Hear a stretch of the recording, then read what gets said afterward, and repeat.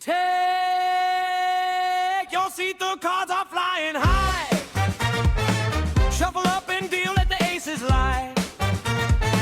Longest running show, yeah, we've seen it all. From the river to the rail, we answer the call. Hello, A-Team, and welcome back to another episode of the Ante Up Poker Podcast, where every hand is an opportunity, every player is a friend, and every episode is a winning experience.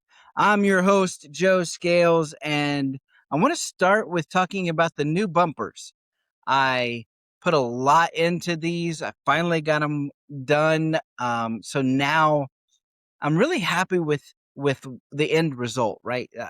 I think that each segment feels like it has its own personality, and that's exactly what I was hoping for.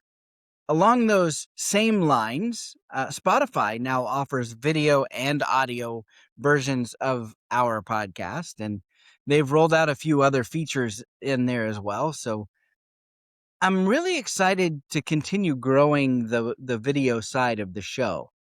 If the platform you listen on supports video and we're not on there with video yet, let me know. I'd love to get us added wherever possible. Also, it causes some problems because I ran into some problems with the video editing software today. It didn't want to cooperate, and so it took a big chunk of my day. It's really late getting this out there to you guys, but that's the glamorous side of podcasting, right? Oh, one quick note before we jump in. If you can leave us a rating or review on whatever platform you listen on, it really does help us reach new listeners. And speaking of growth, our YouTube audience continues to climb, which has been really exciting to watch. I didn't realize that I was going to enjoy this video side of things as much as I have. Thank you all for the support on that as well. We're we're heading into the big game this weekend. It looks like Elle's coming in with some snacks and a couple of jerseys for us to wear for table talk. So I think we're ready to go, and that's all I have for now. So let's get on with the show. Welcome to the show, you're on the A-team. Stack your chips and chase the dream. Joe's got the booth, his mic's on fire. Elle's got the laugh, she's taking it higher. Elle and I are back around the poker table. With snacks. Yes, the snacks. I love the big game weekend. I love the snacks. And I'm starting early. I like this.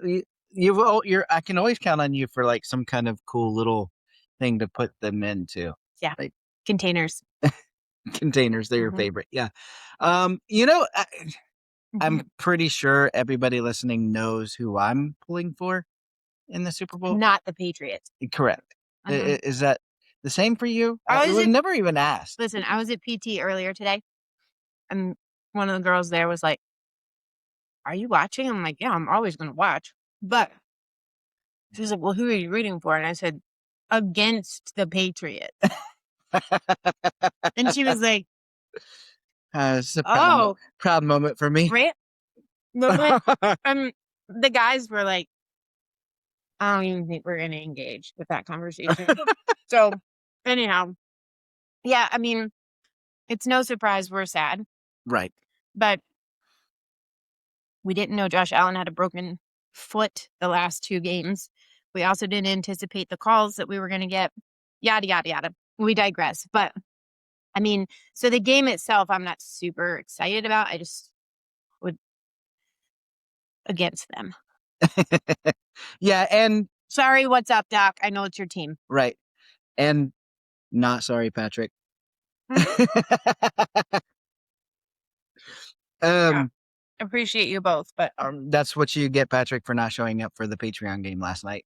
that's what makes the world go round. That's why we have so many different teams and we have fans from all different backgrounds. And I don't know. Anyhow, I'm excited. I'm looking forward to Sunday. We're hanging out with kids and grandkids and we're going to have a blast.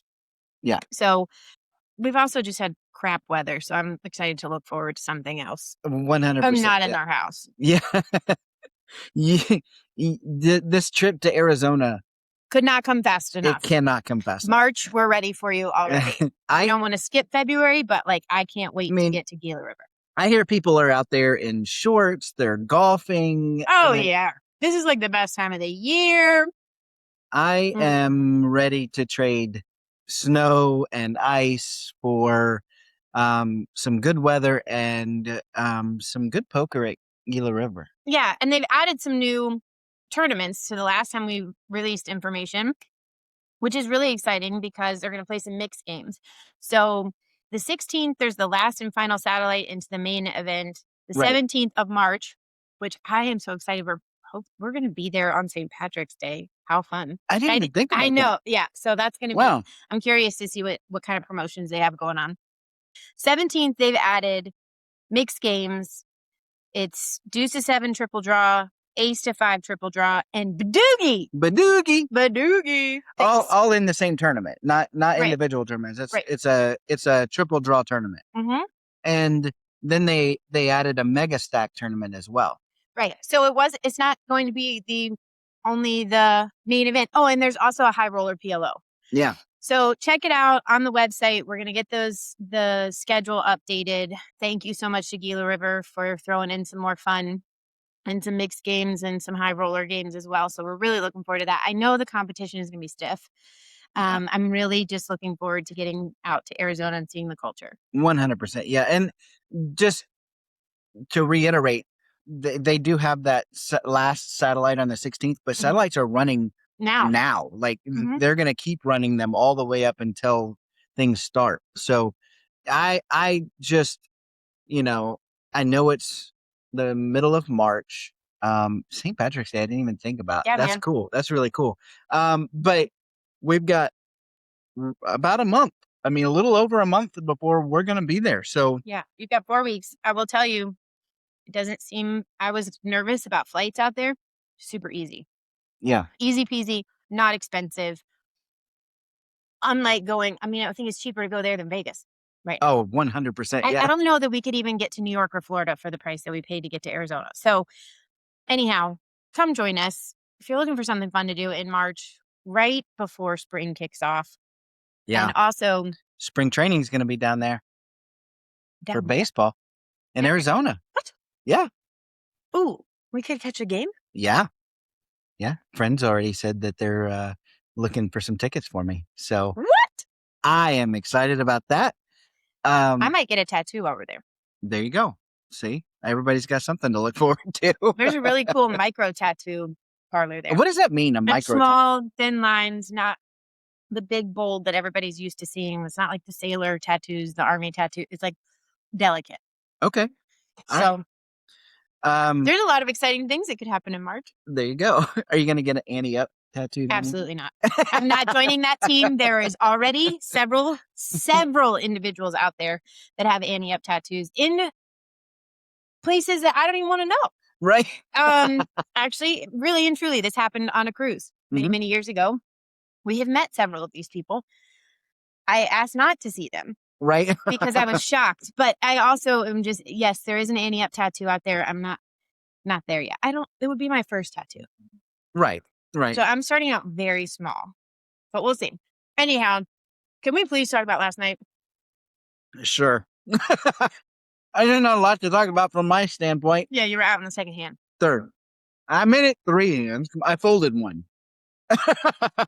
Okay, so tell me about that, because that is not a norm. Right. As a matter of fact, Just Cards love that you asked him and said, you're not used to just watching. No, he's not. Third hand of the tournament, some maniac, me, ends up getting all their chips in, and I did ran full house. You did a high full house. I had jacks full of kings, and T Titan had aces full of jacks. The bounty. So, yes. And he took my chips and never looked back. Like he's just still the bounty. Rolled through the field. Yeah, he's still the bounty. As a matter of fact, he took the whole thing down last night. Yeah.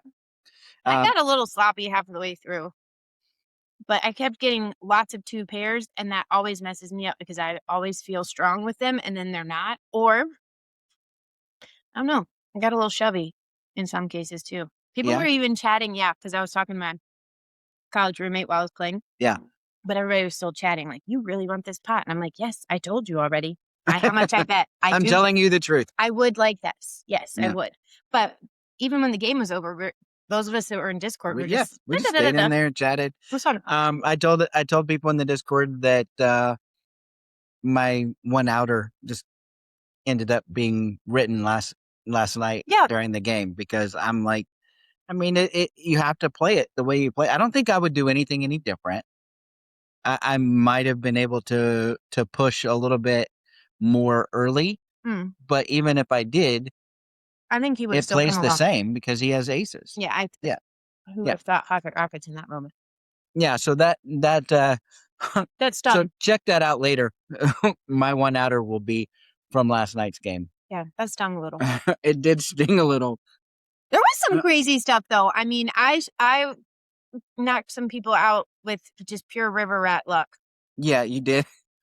I was also reminded of it multiple times, but I appreciate that because it's true. Because it happened to me. That's how I got knocked out, and I was like, "Gosh!" And then somebody said, "Yeah, but you knocked me out that way." Yeah. Okay. Mm-hmm. And I mean there was quads last night. Quad threes. Yeah. So lots of things. But we jokingly say this, but I do kind of see it a little bit. We got poker starred. Yeah. Yeah. It's still a little wonky when you're playing computer. Yeah, I know that people say, and I've said it myself, like Mm-hmm. when you're playing online, you see more hands faster, right? Yes. And so you're gonna see more crazy hands. Okay, that makes sense. But I mean, still, quads, boat over boat, all these things happen in such a short span of time. It's always hard. I think that, and I've talked about this on the podcast before, like, right. It's not so much, I don't believe that things are rigged, right? But the hands do encourage action. That's fair. So I could see that. Yeah. Yeah. I can see that. So yeah, I do want to say one thing. Yeah. And I am patting myself on the back. I did fold a lot when you're eating the last one. Wow. Noted. I will remember that on Sunday, and I will eat the last wing. So I did notice there were points last night where I just tried not to let my emotion or desire to play. Because you're right, it is set up for action, but then there are lulls where you're like, could I just, sure. Pops even said card dead would be better than what I'm getting. You know, Yeah. What I'm trying to say is online games force me to think faster, make decisions faster. And so it challenges me. And that's why I really enjoy it. And I really enjoy playing in the environment that we have, that we're learning each other. It does truly feel like a home game that I look forward to. The mixed games still push me out of my comfort zone. I still play, I attempt, but I do really look forward to playing Hold'em every month. Yeah. It's a good community to learn with. Yes. I feel like. Yes. And there's some competition leaderboard. Just saying, Ben Minch and I are only separated by 0.13 or 1.2. There's a side bet going that you don't even know about. Oh. Yeah, there is a side bet going because we are actually going to be able to see him in person in June in Milwaukee. Right. And whoever's top of the leaderboard has to buy first round of drinks. Okay. It's been said, it's on the podcast, it's now on the internet. So it's happening. And cool. You would be proud, or I think maybe proud, disappointed. I'm not even sure, but I haven't even looked at the leaderboard. What is wrong with you? No, not even one time have I looked at the leaderboard. I'm shocked. I know. What do you mean you haven't looked at the leaderboard? They were talking about it last night, and I was like, oh yeah. Is it just too early in the season? I think so. It's like, just so not like me to... When have you not checked the leaderboard? I don't know. Well, FYI, Ben Minch and I are very neck and neck. Am I above you guys? I didn't look for you. I looked for me. Well, you made another final table. You're usually ahead of me anyway. So. You made another final table last night, so congratulations on that. Well, thank you very much. And just FYI, if this is something that you would like to participate in, we do have the Karma Good Seat wheel. We spun the wheel last week. No one wrote us back. So be on the lookout. If you've entered your name in the free Patreon section of our page, We're spinning it again. then we're spinning it again this weekend. We're going to get in contact. Is it 3 more people to let you join games this month for free to see if this is something you want to participate in? Also, we're going to do a better job. I think the holidays just knocked us on our feet a little bit as far as notifications. We're going to do a better job of sending out emails, putting things on Discord and out on Patreon on the days that we're playing. If you want to join, it is going to be not next week, but the week after that we're playing. We left Valentine's week alone because people celebrate before, after, during the week, whatever. So the 3rd Thursday of the month, we're playing Deuce to 7 triple draw. Deuce to 7 triple draw. We're getting ready for Get you ready for Arizona. Yeah. Yep. Uh-huh. Yeah, that was, but to your point, that was one of the discussions that came up last night in the Discord is we need to do a better job of announcing when these are a week ahead of time. Yeah. A few days ahead of time, the day of. So yeah, so thanks for pointing that out, guys. We really appreciate it. Octopi Poker has had a promotion the last couple of days. But they've also got some really cool videos out. And I think you mentioned that you wanted to talk about this. I watched the GTO Duel is what they call it. I haven't watched it yet. You're the only one who's seen it in this household. Basically, you take there's these 2 amateur players. Okay. And they sit down with Stephen Chidwick and they go through situations. So they'll create a situation. Okay. They're not playing hands at the table or anything like that. They are just, these situations happen. Here's the cards. What do you do? And then they compare that to GTO. Oh, I need this. And then they see who makes mistakes. The person that makes the least amount of mistakes wins. Wins what? There's no prize. Bragging rights. Oh. But it's still really cool. It's cool from their standpoint. I'm sure that they learn a lot because they're discussing. Yeah. But just by watching it, you learn so much because you hear the amateurs go through their thought process, but you hear Stephen Chidwick go through his thought process with it as well. And I'll put a link to this video in the show description. Yeah, there's 2 of them out there. I'll just put one out there. Can we watch that? Can you cast it on the TV later? Yeah. I also think we need snacks every week. It's fun. Okay. All right. I would really be interested in watching that. And I know that they have so many simulations and things that you can do to play against hands that have already been played to see and to learn. I really need to do it. Yeah, it really is a good tool. And I felt like I walked away feeling like, oh, that's an interesting thought. That's an interesting thought. And I never thought about it that way. There were numerous points in there where I was like, huh. Well, and also I think it's a perfect opportunity to point out the fact that if you're interested in joining anything in Octopi Poker, we do have a code. Yeah.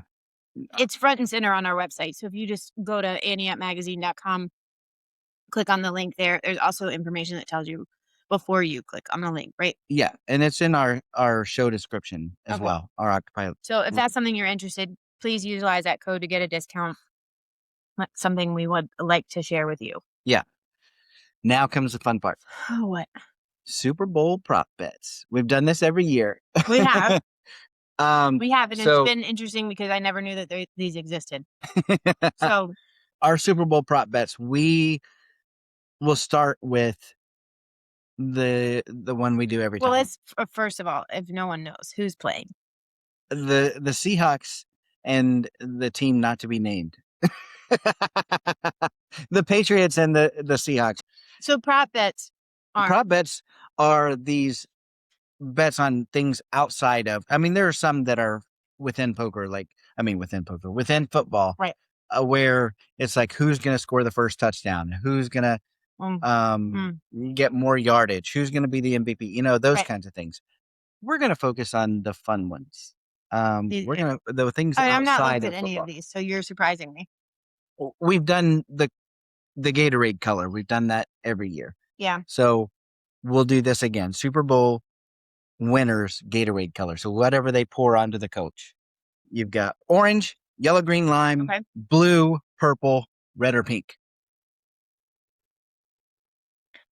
This is predicting the winner. Kinda. I mean, I'm gonna go yellow. Yellow, green, lime. you know what? Going old school with the orange. Are you really? Yeah. That was my dad's favorite. Is my dad's favorite. Is it? Oh, No, there was no red Gatorade in our house. Oh, red Gatorade's the way to go. Mm. But Only orange. this one's a fun one too. Okay. National anthem over under is actually set at 119.5. So just under 2 minutes. Over. Yeah, I go over as well. For sure. Do you know who's doing it? Nope. Charlie Puth is singing. Oh national my anthem. gosh. I totally forgot that. Yeah. So Think do you about- think, does that change your vote over under? It does. You going under now? Yeah. Charlie Okay. Charlie doesn't waste time. I think he's gonna do under, but it's gonna be a cool variation. Okay. He's I'm really still going over. reinventing himself right now. Like he just put out a record for the first time in 3 years, I think. Okay. Yeah. I didn't know that either. Mhm. See, and we'll get into the music part of it in a minute, but I don't know most of the music stuff. So you're going to go under. I'm going to go over. Okay. Heads or tails? For the Heads. tails never fails. We're going tails. Heads. Heads. I put in the one that they asked because I think it's funny, Okay. but I don't think there's any way to know because they don't show them. It says, will there be a streaker? Yes or no? But they have made this agreement on TV that they won't show them. Okay, but you'll so hear you'll somebody just never or know. they'll go to commercial or something. Yeah, so we won't really be able to. We would have to go online and somehow confirm that there was a streaker. Oh. But No, I don't think so. you don't think? I don't think so either. No, I think there could be somebody that like protests halftime show because there's so much controversy over Bad Bunny being the headliner and now Green Day joining, and this is nothing new. And I'm not going to talk it to death, but I could see somebody like protesting that Yeah, just because there's a lot of heated debate around sure. that whole I situation. think that could count as a streaker, though. But no, streaker's nakedness. A streaker is a By naked. definition, no. I think there's two types of streaking. There's naked streaking, and there's. I have never heard of non-naked streaking. Somebody prove me wrong. Yeah. I don't know the answer to that, but I feel like. Have you ever been streaking? I have never done such a thing. Have you? It's so fun. Why am I not surprised? That. But I would never do it in a stadium on the national stage, like an international stage. That is where you definitely know our you're gonna be- personalities right there. Have Yeah. you ever been? No. so Yeah. fun. Well, anyhow, I do the protest maybe. What's the next one? I'm moving on, are Yep. you? Mhm. So a halftime. You mentioned Bad Bunny. Will he have a special guest? I do think so. Okay. I think so too, which leads Yeah. us to the next There's one. tons of people that would love to be in that spotlight with him, or join him on that stage. And I think he is a generous person and that he's willing to share that spotlight to bring people together. So I definitely think that there will be a special guest. Okay. Then the next question is Cardi B. Did you answer it? I said yes as well. Oh, okay. If I didn't say it out loud, I said it in my brain. So now I said it out loud. Cardi B. Will it be Cardi B? The special guest? No, I think it will. I don't think so. I'm going Cardi B. Yes, because of Diggs. Yep. That is who he's with, right? Taylor Swift didn't perform just because she was there last year. Yeah. Not happening. Okay. Nope. And a theme for this year has been missed kicks. Oh my, so many that I'm just been like unsure now when they go to kick. I'm like, oh, okay. Will there be any missed kicks in the Super Bowl? Uh-huh. Yeah. We're on a roll. I'm going to Yes. say no. You made it. They made it to the Super Bowl with reliable kickers. I'm going to say no. No missed kicks. Okay. Bay Area landmark. What is there choices? Yeah. Which Bay Area landmark will be shown first? Okay. What- The Golden Gate Bridge Mhm. or Alcatraz? Those are the only two options. That's your only two options. They're both going to be shown. Which one's going to be The Golden Gate Bridge will be shown first. correct? I mean- agree with you. Yeah. That's another question I have for you. Have you ever been to Alcatraz? No. No. It's well documented on here. I really have not traveled a lot. I thought you had been to California, though. Northern California. Okay, so there's my disconnect.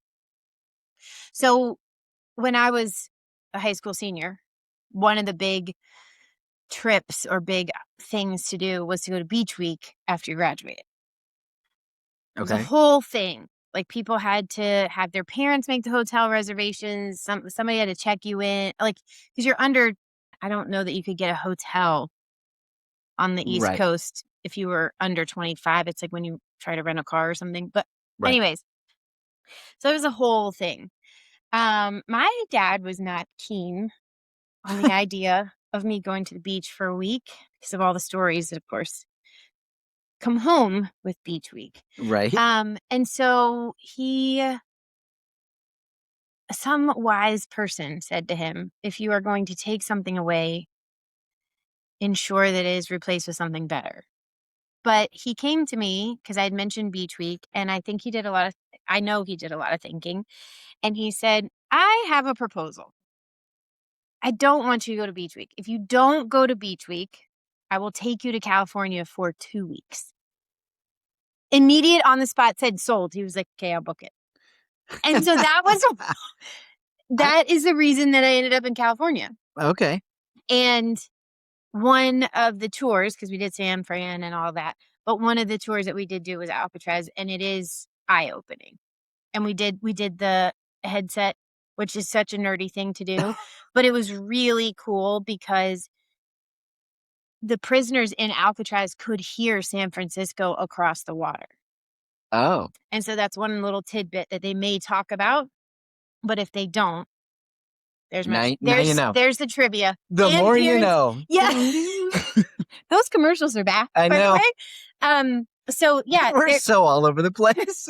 but there's your tidbit about Alcatraz, and there's your parenting advice for the week. If you are going to take something away, ensure that you replace it with something better. It depends on the reason that you're taking it away. I mean, yes. But yes, you don't Whatever. punish them and then No. say, but I'll give you this. Right. Yeah. But all in all, we'll have to see how those prop bets work out. Stand up. I think we should do this with everybody we're watching with. Oh, Let's take 100%. this Yeah, list yeah. and do that. Well, That'd be yeah, fun. yeah, yeah. For sure. All right, I'm closing the lid on the snacks, and I'm ready. You ready? I'm ready for the weekend. All right. And bring some warm weather this way after the Super Bowl's done. It's So, gonna be 60 degrees next Wednesday. is it really? Supposed to be. I'm so excited So supposed to be. All right, Joe. because baseball's getting ready to start. But until then, Did you really have to say that fast and get I it did. in? I did. I had to get it in. Okay. Well, as always, Joe, it's a pleasure being around the table with you. Likewise. Elliott's wisdom cuts like a blade, dropping truth bombs with a poker parade. Big blinds, big stakes, raise it up, let's make no mistake. Elliott Schechter joins us each week to say how he would rule on situations that come up in your games, and he's with us again this week. Elliott, how's it going? Going pretty well, Joe. How you doing? How's the winter weather treating you? Well, the problem is when you dig out your driveway and then they send these trucks down the road and they throw all of the snow back into your driveway. Oh, wow. Big help. Yeah. Which I mean, great. The road's clear and whatnot, but it's happened now 2 times. And that's only because I didn't get out there and shovel as early as some of the other people. Others have had this happen 3 times where they shovel and then have to reshovel all that has been thrown into their driveway. Right. But we didn't lose power, so we were able to stay warm. So that's good. All good. Absolutely. Hey, Zach Brennan sent in a call of the floor this week, and it's pretty interesting to me. So let's jump into that. He says, we're playing a cash game. One player gets up out of his seat and walks over to another table to talk to someone. While he's away, The dealer completes the deal. Action starts. The first player to act folds. The second player is thinking. And while that player is thinking, the dealer asks me, meaning Zach, and apparently Zach is seated next to the empty chair because he's out, the absent player's talking. Right. So the dealer asks him to slide those cards to him. And Zach says, I hesitate, but I do it. The player, talking at the other table, keeps glancing over, trying to time when the action will be on him. When the action reaches me, so Zach, the player right before him, he comes back and asks where his cards are. The dealer tells him his hand is dead because he was not in his seat when the cards were fully dealt. This player argues that that's more of a tournament rule, but this is a cash game, so that rule shouldn't apply.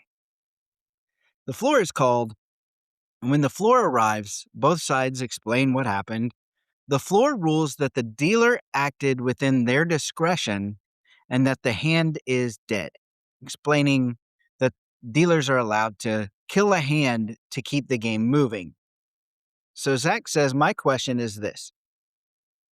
I didn't really want to slide the cards in because I thought if he returned before action reached him, everything would be fine. I can see this ruling going either way, but I don't think the dealer should be able to decide this arbitrarily. So, what is the correct ruling here, and how should I handle this spot in the future? Well, before we answer the questions, I certainly dispute that the dealer was acting arbitrarily. Apparently, the dealer was acting with a well-defined boundary, and the player who was up from the table did not appreciate it. That doesn't sound arbitrary. He didn't decide, well, this player gets to be up from the table and get a hand, and this player does not. He Right. very definitively stated that if you're not ready to play when the cards are out, then you're done. So that's not arbitrary. It seems drastic. It may be draconian. It may not be the house policy, but it's certainly not arbitrary. Now let's actually try to unpack this issue, which is pretty interesting because uh, at at its absolute best, the offending player is merely being a nuisance to the rest of the players at the table, and it can go downhill pretty quickly from there. The villain is not incorrect when they state that this is a cash game and not a tournament, and maybe the rule doesn't apply. Certainly, depending upon uh, the casino or card room, it may not apply. But at some point, you can't disrupt or slow the game down on a continual basis. You got to be able to protect your hand, which we're not doing, and you've got to maintain the pace of the game so the other players can have a good time and keep the game going, which it's hard to do when you're not at your seat and when you're constantly trying to shuffle back to the table to play your hand when it's your turn. Maybe the floor should have been called over the first time this happened so that they can explain to the player what's expected of them, because it does seem like the player thinks something was sprung on them that maybe was unfair. It doesn't sound entirely unfair. Shoot, if you're going to play the game, sit your ass in the seat. See how that works. Yeah. Well, I mean, I talk about all the time how it's important from a standpoint of trying to do well in poker to be there to gather the information. If you're Yep. not going to do that, that's on you. But at the same time, it doesn't sound like this is, like you said, an arbitrary rule. I guess my question, I would hope that all of the dealers are trained in the same way to do this Yes. so that it's not this dealer doing it this way and another dealer doing it another way, Yep. because then it does become confusing. Inconsistency will be perceived as arbitrary. So Yeah. yeah, you certainly don't want that. I agree, and that's absolutely one of the largest challenges we operators face is making sure that dealers, floors, supervisors, managers are all doing things consistently and identically. And yeah, that's a challenge. Everybody's human. Everybody's different. Getting them on the same page is what gets football coaches fired or bringing teams to the Super Bowl. Right. It's true. So on a smaller scale, yeah, it's how poker rooms become successful or not. But again, Yeah, I think go ahead. maybe the floor could have refrained from saying that it was at the dealer's discretion. Maybe just say, this is the way the rule is or isn't, right? Yes. Yeah. Could have explained it in a much more player forward fashion, meaning that yes, you're responsible for maintaining the pace of the game for the other players. You are responsible for being at your seat when the cards are out. And again, there's other points in play. I mean, if you're continually up from the table while the cards are being dealt, and then walking to your seat while players are acting, again, you may get a chance to see other players' cards. Why is that allowed? We don't. If you're in the hand, we don't allow you to stand up in almost every place I've been. But why is it okay for the player who hasn't seen his cards yet to be standing up? A pretty fine point. Certainly to the players who actually, helping maintain the pace of the game for the rest of the table. So again, Right. why is this player special and more special than anybody else? Why is he being catered to over and above anybody else? The floor could have explained it in that matter, and would have changed the tone of the conversation and probably the outcome as well. I appreciate the fact that the guy wanted to speak to his friend. It's okay to be dealt out a couple hands to socialize. That's allowed. There's nothing against the rules. You're not obligated to Right. play every hand because you paid your blinds, and now you have to get your exact money's worth. And I empathize with those people too. If you want your money's worth, keep your ass in the chair. Yeah. Yeah. Zach doesn't say at what point he got up and left the table to go speak to his friend, Probably after he folded a hand or a previous hand, maybe. Yeah. after a showdown. And okay, hey, there's Billy Mack or Buddy. I mean, yeah, let's go talk to him. Yeah, and I don't know if that's entirely relevant, but he certainly Well, my decided thought, to make the dealer work harder. yeah, I guess my thought on that is if he was away from the table when the deal started, should the dealer have maybe not even dealt him in to begin with? And I don't that's know. an excellent point. Back in the prehistoric days when I was dealing poker, where I had to go to work uphill in the snow in both directions, we were instructed very simply. In tournaments, you deal to chips because everybody must be dealt in. So if there's chips Right. on the table, you deal to them.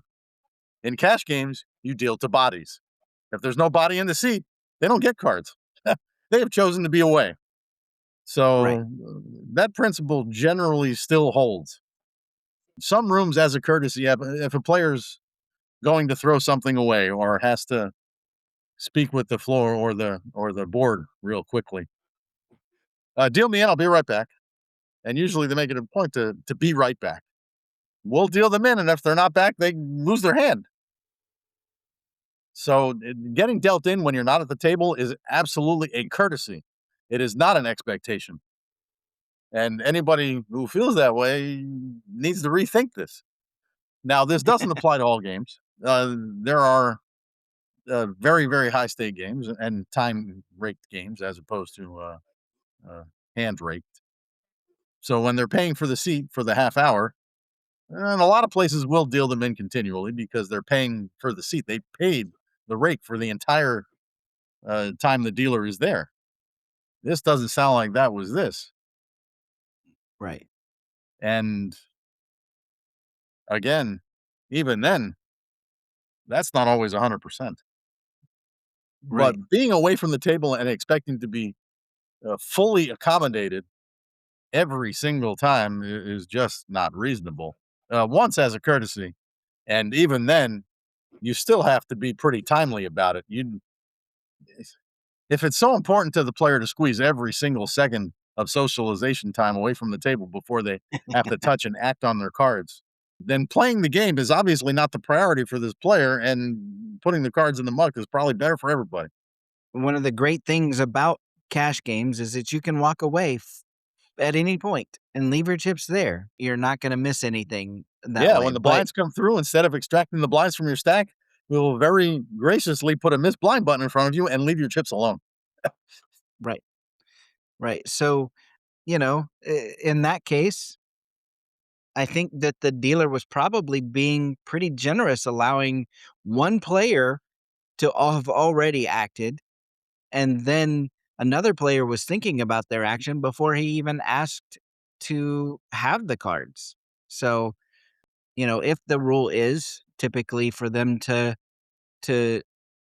not let them play their hand, if their hand is dead at that point already, then the dealer gave him some leeway, allowing a couple of people to already act.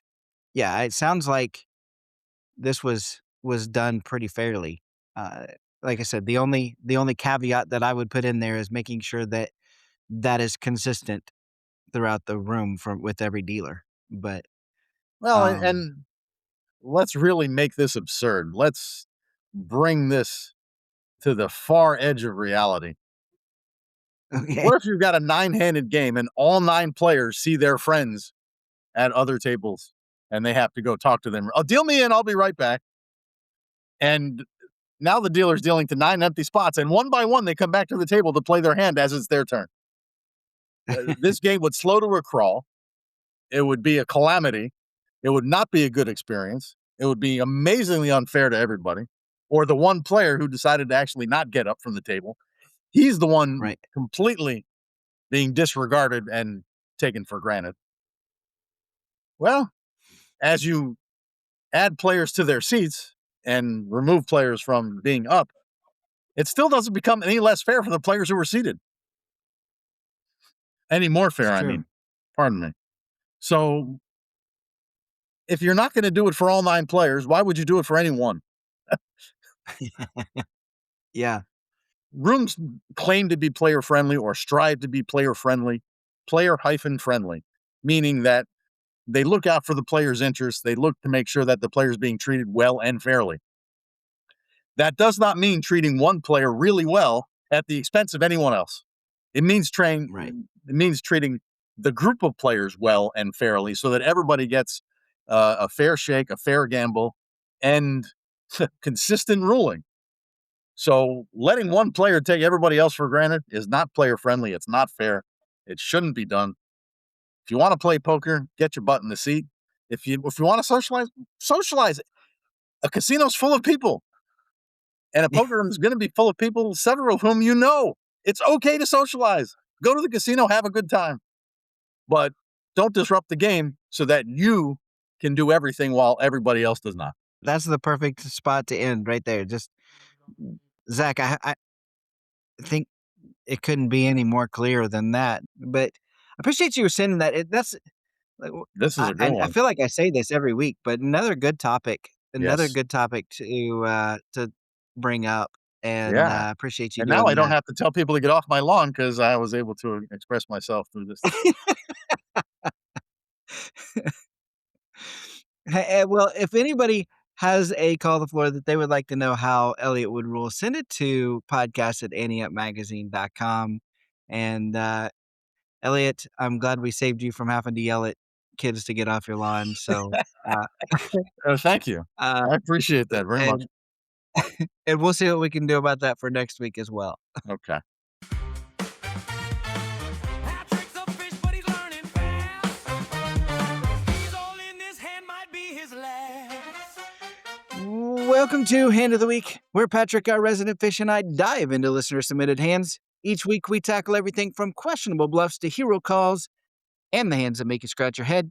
Whether you're looking for strategy tips or you just want to see if you would have played it any better, we've got you covered. Patrick, it's cold, man. Hell yeah, it's cold. I mean, the whole country's been cold for 2 weeks. I mean, we had round of snow and ice, then we had another round of snow, bomb cyclone, all that good stuff last time. I mean, and it's not thawing out anytime soon. I hope everyone I'm, survived in Florida because there were frozen iguanas falling from trees last week. So I even put this shirt on because this is from one of the cruises. So I'm like, I'm just dreaming of warm weather and paradise and whatever. I'm tired of the cold. I need warmth. You know where it's I not need cold? Santa Clara, California, where the Super Bowl's getting ready to be played with the where. New England Patriots. Yeah, I knew you were gonna say it too. I knew where you were going. But look, but look, you cannot actually think 1000%. that the And then Patriots on are the winning other that. side, devil's advocate, the Seahawks defense is very, very good. Very good. However, so is our defense, and we haven't been talking about it. And listen, you get 11 guys on the field. Would you agree with me on that? You get 11 guys on each side of the field. That's accurate. We should take, if Mike Sure, Vrabel is listening, and I this is know it's accurate. only, Yes. a couple days before game time, but we should take 2 defenders out of the 11 and put him on that crazy wide receiver, J&J, whatever his name is, and then let the other 9 guys cover everybody else. That's what we should do. And then Sam Darnold's not gonna have anyone to throw to it. I'm sure that Vrabel is listening to our poker podcast to learn about his strategy for the Super Bowl. Listen, he needs escape from all the nonsense media. So, he plays a little poker on the side. So if he's listening, I don't know. Everybody and everything on paper says that we're gonna get shellacked. And you know what? I'm the first one to stand up here, hat in hand, next week. And if we did, then I'll own it. But I just don't know. Yeah. Well, I mean, that's why we play the game, right? You Uh, gotta play the game. That's right. I And there's I 30 other might. teams not playing a game this week, That is true. including I the Denver might Broncos. throw up and Anyway, I might throw up if I watch the Patriots raise another freaking trophy. you, along with Which, about 40 million other people that are just tired of it. I will say it has been, I think it's like 620 days, since we've had a championship in Boston. So it's been a little oh, bit of a you drought. poor things, I poor mean, things. It's been a listen, the rough go, Celtics huh? in 24. Yeah. I mean, there are newborns that have, that are almost 2 years old that have not had a championship yet in Boston in Titletown. So, That's we might as well get it for rough, them. rough for you.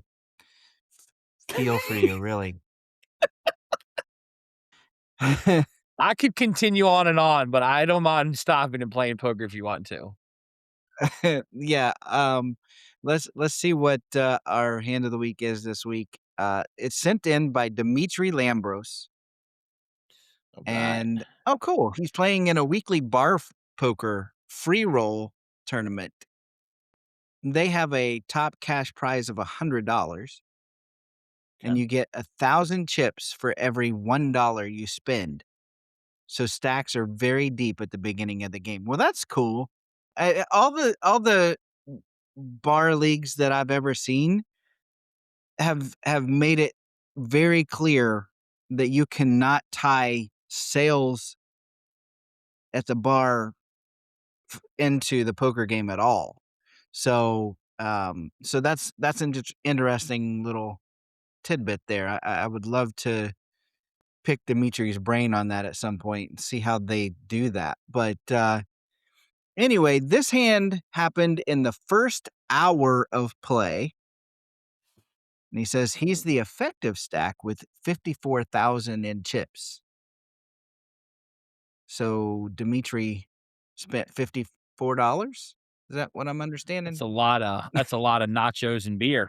Dimitri, well done, Yeah, I sir. was gonna say, Dimitri, are you drunk in this hand? I was gonna say round for the house, and let me get a round for the house. And then, by the way, bring my chips over while you're at it. Yeah. Let's see. Blinds are 100, 200, and we're nine-handed. Under the gun, a loose aggressive player raises to 600. Under the gun +1 calls. Under the gun +2 calls. Hijack and low jack both call. And we're in the cutoff with the jack of spades, 4 of diamonds. I this Hold on, let me see if I can count this right. Under the gun +1, under the gun +2, hijack, LoJack. So it sounds like we're six-handed at a minimum. under the gun +1, under the gun +2, hijack and LoJack's 5. If we call, it We would got be 5, 6, we'd right? be 6, okay. And Jack is spades, 4 of diamonds. Yeah. I fold. Yeah.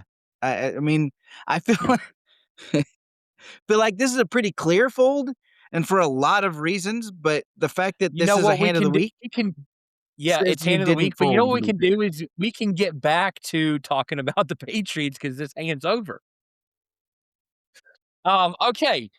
In the spirit of hand of the week, I wanna play. Well, let's talk about all the reasons that you should fold. Well, Jack 4 Um, unsuited is a good start. that is a good start. He mentioned that Under the Gun is a loose aggressive player, but he's still under the gun. So that's second on the list. So it's probably not absolute trash. We have 4 Yes. callers already, which makes the pot bloated. I mean, I understand that we are super deep with a bajillion big blinds at this point, but that actually means that we don't have to gamble right now. So there's another reason. It also, Jack 4 offsuit does one thing really well. It makes top pair with a weak kicker, which only going to get you in trouble. If we hit a jack, then someone can have a better one or an overpair. I know it feels cheap and there's a ton out there to win. It's a fun tournament, but I think you have to ask yourself, like, at how do I win a big pot with this hand? And I think then you struggle to find an answer, right? Yeah, absolutely. I was just kinda sitting back, lawn chair kicked back, feet up, waiting for, the long list of things. Dimitri, we're not getting on you by any means. This is just, just a outside looking in. Sometimes it's a fun tournament. You're feeling froggy. I get it. Hell, I do it. I love seeing flops. If Yeah, you're you gonna do. see this, if you really are gonna play this and you wanna see a flop, I think you have to unless you get 2 jacks or 2 fours, then you guarantee yourself to fold. It's the only way that you make this call. And you sure as hell don't go above and beyond on this one. I mean, we don't need Yeah. another bloated you're gonna get a One lot pair of is not good callers, enough. so no. Yeah. Dimitri says, I contemplate a raise considering all the dead money out there. But stacks are so deep that any reasonable 3-bet will be called, which I agree. So I'm glad you decided not to do that. I decided to play loose and flat the bet. Button and small blind fold, but the big blind completes. So there is 3,700 in the pot. The flop is the king of diamonds, 9 of diamonds, 7 of diamonds. Big blind checks. Under the gun bets 3,000. Under the gun +1 folds. Under the gun +2 calls. The low jack folds. The hijack calls, and it's back to us. Joe, you know that emoji where the brain is exploding? Yeah. Fold. Yeah. I mean, what do we And have? We have a let me tell baby you why. diamond. You have a baby diamond. Every single diamond out there except for 2 and 3 takes you down. And here's the thing, you're not playing heads up to where the percentages may even be a little bit better. You got about I even lost track when my head was exploding. I think we've got, what, 3 or 4? There's a total of 5 other Well, there's players in the 7 of hand, I us that think. there's 7 of us that saw the flop. He said, under the gun, bet 3,000. And then how many callers? Everybody. I want to play this. I do want to go to this bar and play this because this would be like the wild, wild west. Yeah. We don't have a pair. We don't have straight draws. Well, I mean, there's a back door maybe, but I'm not going there yet. I think we have 6 players in this pot. A lot of better diamonds out there against us. So someone may even already have the flush. So fold. Boom. Yeah. Do you ever feel good about making the flush with a 4? I don't like it. We If I'm sitting on I- like 4 or 5 right now, I'm feeling a little bit better and I'm going to press real hard and real big to make someone pay if they've, if they're going to chase it down. But I I mean, haven't if even made my flush and I've only got a 4. No, I never feel good about it. Even heads yeah, up. I mean, if our diamond was the jack, maybe it's Sure. different, but even then it's kind of Oh, scary, it's right? definitely it's scary, but it's definitely different. I'm feeling a little bit more Yeah. froggy than a 4. So just fold. Dimitri says, under the gun's C bet tells me that he was planning to bet any flop. And I'm not sure if he has a diamond in his hand. The 2 other callers could have a diamond, but if they hit the flush here, they're going to raise the initial bet, especially if they don't have a high flush. I put them both on a draw of either diamonds or backdoor straights. I have jack high right now and need a queen and 10 to complete a backdoor straight. And the ace of diamonds would give me the chance to represent the nut flush. Considering I only need to call 3K to win almost 16K, and I get to keep my position, and we can still add on to our stack by buying food or drinks from the bar, I call the bet. We got to find Dimitri. We got to go hang out with Dimitri because he sounds so much fun. Dimitri is a very optimistic person. I got to tell you, when there's a glass half full, Dimitri's seen it.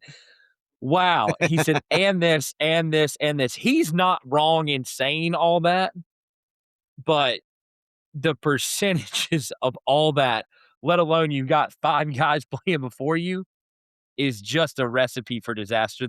In my humble opinion, the only win is that last part where he could just go spend more money at the bar and re-up chips. Yeah. That's the best part of everything that he just said. Right. I will say this, the one advantage that we have right now is position, but we still have jack 4 offsuit. So yeah, he said we could represent the nut flush, but that's assuming nobody else has the ace. I guess the big blindfolded because the pot is 15,700. And the turn is the 3 of clubs, making the board king of diamonds, 9 of diamonds, 7 of diamonds, 3 of clubs. Under the gun checks, under the gun +2 checks, and the hijack check. Check and save your money if we're still playing here. Proactively fold. Well. If you're about to say something nutty, I'm gonna lose my mind on you, Joe. If you're You're going right. on the We still offensive only now, have jack high. we only have jack high and the 3rd lowest flush draw out there. Draw, mind you. Let me just say that out loud one more time. Draw. Right. If you're about to tell me that you're going to go on the offensive because everyone just checked, that is But okay. why Let's did hear it. Dimitri get to this point? Why did Dimitri get to this point? We got to this exact point for this exact opportunity. Nobody seems to be anyway, thrilled with their hand. So Dimitri's assumption, I mean, it seems to be true. We don't have much in the hand, but we do have position. And we also have a story we can tell. The only question is if anyone will actually believe the story we're telling. So, I think you gotta um, go big, right? yeah, bet sizing matters here Bet for sizing sure. absolutely matters. You can't go through the roof big, but you gotta go big. Yeah, because we don't want to blow anybody. Well, we're not going to blow anybody off of monsters. So that's not our goal. Right. We're really targeting like medium and low diamond hands and medium to small pairs. Right. So if I'm going to bet here, I'm going to bet like 6,500. If Okay. Then if one person calls, I still have the position and the ability to reassess on the river. But if more than one person calls, then I can abort.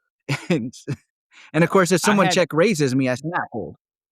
Yeah, I had 8 in my head. I was going closer to half. Okay, So, you're a little bit higher. Yeah, yeah, that's I fair. think just with, the type of game that they're at, the amount of players, yeah. But then let me ask you this too. I mean, let's just say no one's really confident and you catch one guy, that wants to one guy or girl that wants to sit, play, chase something. Is it really that bad to go closer to like 10? I just saw his number. Well, share it with us then. Well, let me start back here. He says Yeah. this is the perfect card. Every hand that called the flop has missed, including mine. It's times like these that you see exactly why position matters. I get to see how everyone acts with a brick turn. If I'm in position and people check to me, I'm making people pay to see a river card. There's too much dead money in the pot to let people hit their flushes. It's time to find out exactly who is on a draw. After all, betting is a way to get information. I bet 11,000. Oh, all right. Dimitri and I are on the same page finally, even though I would have folded 3 times already. Under the gun, hems and haws, then looks at his cards and says, I misread my cards on the flop as he tosses them into the muck. Under the gun +2 calls, and hijack tanks for about 30 seconds before making the call. So now the pot is 48,700, and Dimitri says I have 39,400 behind, nearly a pot-sized bet. Time for the last card, which is the 5 of spades. So the board is king of diamonds, 9 of diamonds, 7 of diamonds, 3 of clubs, 5 of spades. And it checks to us. Well, don't reach for your wallet to go buy more drinks at the bar to get chips, but go ahead and shove them all in. It's the only way you're going to get any money out of this. Yeah? Yeah. I mean, Ah. if you check here, you lose. Someone has a medium pair of some sorts, or they're holding on to something, or they got 9s or 7s. If you check, you lose. You're guaranteed to lose. But if we bet, I still think we get called. I don't think anybody's calling the turn with those pairs to fold on the river. Ace of diamonds, 4 of clubs calls. Sure. The nut flush I'm draw, talking about those and then pairs. you Those miss. pairs that you were talking about. Oh, The pairs that you're talking about that you're saying you want to target, they're not folded. They didn't call the turn to fold on the river, if they had a right? diamond, they did. Maybe. Yeah. Maybe. Not a But we have clubs, 2 6 players. of We have diamonds. 2 players in this hand. If we're heads up, different story. But we've got 2 players in this hand. Not 1. And what are the chances both of them fold? I don't think we're getting both of them to fold. The turn bet was our point to get them to fold, and we got 2 callers. So it worked in that it got a couple of people to fold, but it did not work to get everybody out of the hand. So now we have 2 players, and I just don't think we're getting both of them to fold. I think we saved the, what did he say, 39,000 that we have left, and That's still a good. I mean, the blinds are 100, 200. Yeah, it's a lot of blinds. We're still good. We can still build this. Listen, I'm not against it. But if we're gonna go the offensive route, shove and see, and see where the dust falls. There's a I think you shoving guarantees one of them folds and then maybe the other. Maybe not though. I guarantee. Yeah, I would say shoving gets one to fold, and we get called by another one. That's where I think this ends up. I gotta tell you, And if I shove and I get called by a pair of nines after all that, that's a monster pot to lose.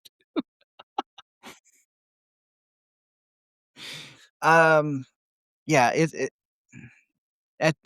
I just feel like when you bet that on the turn, you're betting to get the information that you need on this river. Yeah. And on the river, it's either a bet for value or fold equity. And I don't know that we have enough fold equity here. I don't think we get both of them to fold. So I agree with you. We're certainly not beating what they have. If you know, if we bet and get called, then we're definitely losing. And if we go check, then Check, check, check, check. Yes. we're losing. But I'm saving my 39K. Okay. Dimitri says, I know they missed, and I represented the flush on the turn. We're not going to showdown for free. I bet 30K, saving himself 9K behind. Under the gun +2, snap folds. Hijack thinks, looks at his cards, thinks some more, says, you gotta have the flush. He shows the king of spades and folds. What I a smile, monster. flip over the 4 of diamonds, toss the cards into the muck while collecting the chips. Table talk after the hand was over confirmed the bluff worked. They thought my other card was the ace of diamonds. He says, love listening to the show. We gotta beat Dimitri. Yep. I gotta meet him. Dimitri didn't specifically ask a question here, so You know why? Because he's sitting on a throne of chips and he can't figure out what question to ask.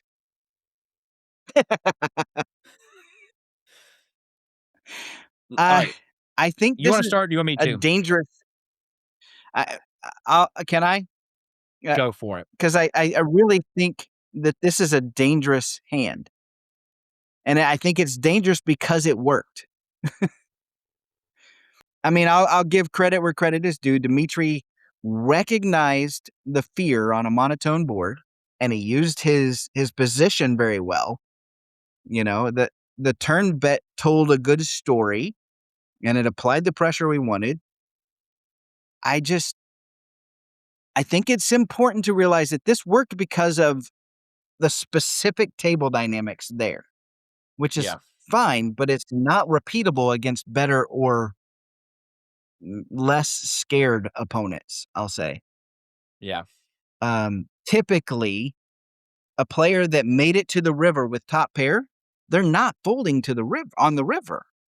I feel like the turn bet successfully extracted the information that he was looking for.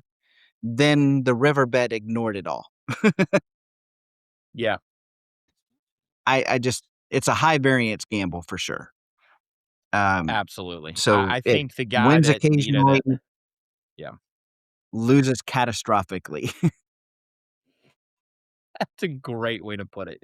Yeah, I think you're gonna catch the guy, that hijack player that's sitting on kings is not folding. If he makes the call on the turn and then, the dud of 5 of spades comes out, maybe it's 8 out of 10. At least 7 out of 10 guys call again. Reluctantly, Right. begrudgingly, whatever, think they're drawing dead, but they're making that call again. You're gonna catch a Right. And couple and that are then gonna fold, and then they did, and that's fine, and that's those scared players. And you know what? He didn't so much say it, but if this is sitting in a bar game, I mean, Dimitri sees these guys, he knows them. So I give him a little, right. some kudos on knowing who you're playing with. I mean, Sure. just flat out. So yeah, wow. I feel like And to come back to what I was saying earlier about this being dangerous because it worked, I feel like hands like this are what create leaks in somebody's game because you just kind of go into it with, well, it worked last time, so let's do it again. And most of the time it's not gonna work. You know what? You're absolutely right though on creating this because I did, just me specifically, I told you this months ago. When you start playing those free games on like Poker Stars or whatever, and when I say it's free, I mean you have to spend, $5 to get, a million chips or whatever stupid it is. You Yeah, play like it doesn't matter. And then for right. me, specifically, I go to go to play with some buddies that know how to play or the In the Patreon game Patreon game. and the Patreon game.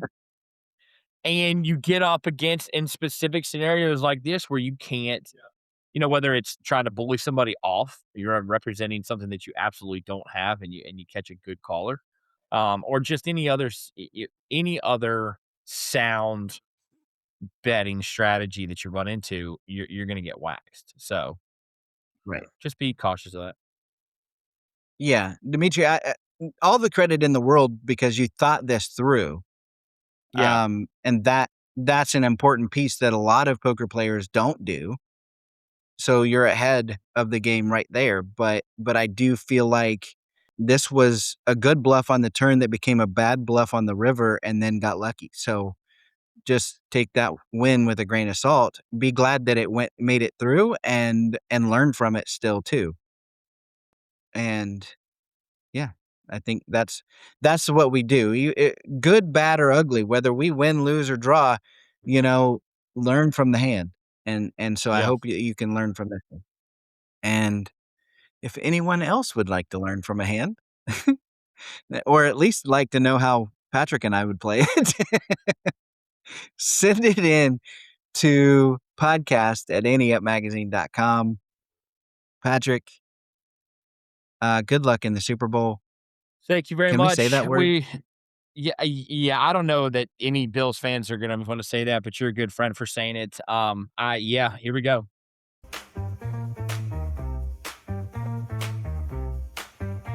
From the flop to the turn, we play it bold, chasing hearts and diamonds, never fold. In the booth, we're dealing stories that gleam. Poker legends rise on the 18.